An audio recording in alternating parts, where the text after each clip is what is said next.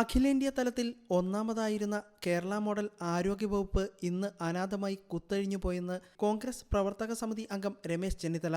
കേരളത്തിലെ ഏറ്റവും മികച്ചതും ബൃഹത്തുമായിരുന്ന കോഴിക്കോട് മെഡിക്കൽ കോളേജ് ആശുപത്രിയിൽ രോഗികൾക്കും അവരുടെ ഉറ്റവർക്കും വിശ്വാസം നഷ്ടമായി. ഇവിടെ ഏതെങ്കിലും തരത്തിലുള്ള രോഗത്തിന് ചികിത്സ തേടിയെത്തുന്നവർ ഏതുവിധത്തിലാണ് മടങ്ങിപ്പോകുക എന്ന് ഒരു ഉറപ്പുമില്ലെന്ന് ചെന്നിത്തല ചൂണ്ടിക്കാട്ടി.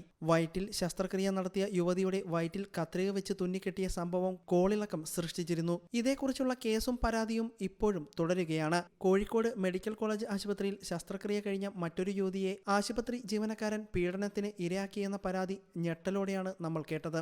കുറ്റവാളിയെ മാതൃകാപരമായി ശിക്ഷിക്കുന്നതിനു പകരം അയാൾക്ക് രാഷ്ട്രീയ സംരക്ഷണം നൽകുകയാണ് ആരോഗ്യവകുപ്പ് ചെയ്തത്. ഇയാൾക്കെതിരെ മൊഴി നൽകിയ ഒരു സീനിയർ നഴ്സിംഗ് ഉദ്യോഗസ്ഥയെ അന്യായമായി സ്ഥലം മാറ്റി. അതിനെതിരെ അവർ ഹൈക്കോടതിയിൽ നിന്ന് ഉത്തരവ് വാങ്ങിയിട്ടും തിരികെ നിയമനം നൽകിയില്ല. വീണ്ടും കോടതി അലക്ഷ്യത്തിന് കേസ് നൽകിയപ്പോഴാണ് പുനർനിയമനം നൽകിയത്. സർക്കാർ ആശുപത്രിയിൽ പ്രസവത്തിനെത്തിയ യുവതിയുടെ വയറ്റിൽ അതേ യുവതിയുടെ പാവാട കൊണ്ട് മുറുകെ കെട്ടി കോഴിക്കോട് മെഡിക്കൽ കോളേജിലേക്ക് അയച്ച സംഭവവും കൂടുതൽ പഴയതല്ല. ശ്വാസം കിട്ടാതെ ഗർഭസ്ഥ ശിശു മരിച്ചു. കഴിഞ്ഞ ദിവസം കൈക്ക് പരിക്കുമായി വന്ന പിഞ്ചുകുട്ടിയുടെ നാവിന് ശസ്ത്രക്രിയ നടത്തിയ കെടുകാര്യസ്ഥതയ്ക്കുമുണ്ട് 100 ന്യായീകരണം. കുട്ടിയുടെ നാവിനും പ്രശ്നങ്ങളുണ്ടായിരുന്നത്രേ. എന്നാൽ കുട്ടിയോ അതിന്റെ രക്ഷകർത്താക്കളോ നാവിന് ചികിത്സ തേടിയില്ല. പിന്നെ ഡോക്ടർമാർ എന്തിന് അവയവം മാറ്റി ശസ്ത്രക്രിയ നടത്തിയെന്ന ചോദ്യത്തിന് ഇനിയും ഉത്തരം കിട്ടിയിട്ടില്ല. ഏറ്റവും ഒടുവിൽ കാലിലിടേണ്ട കമ്പി കയ്യിൽ മാറ്റിയിട്ടെന്ന പരാതിയുമായി മറ്റൊരു രോഗിയും ബന്ധുക്കളും രംഗത്തെത്തി. ഇതിന്റെ നിജസ്ഥിതി പരിശോധിക്കാതെ തന്നെ രോഗിയെയും ബന്ധുക്കളെയും തള്ളിപ്പറയുകയാണ് കോഴിക്കോട് മെഡിക്കൽ കോളേജ് അധികൃതർ ചെയ്തത്. കഴിഞ്ഞ ഒരു വർഷത്തിനിടെ 1 ഡസനോളം ഗുരുതര ആരോപണങ്ങളാണ് കോഴിക്കോട് മെഡിക്കൽ കോളേജിൽ നിന്നും മാത്രം ലഭിച്ചത്. മറ്റു മെഡിക്കൽ കോളേജുകളുടെ സ്ഥിതിയും വ്യത്യസ്തമല്ല.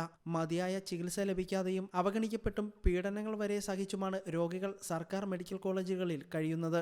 ഇതിനെതിരെ ചെറുവിരലനക്കാൻ പോലും സർക്കാരിന് കഴിയുന്നില്ലെന്ന് മാത്രമല്ല, ഇരകളെ കൈവിട്ട് വേട്ടക്കാരനെ സംരക്ഷിക്കുന്ന കിരാതമായ നടപടികളാണ് ആരോഗ്യവകുപ്പ് സ്വീകരിക്കുന്നത്.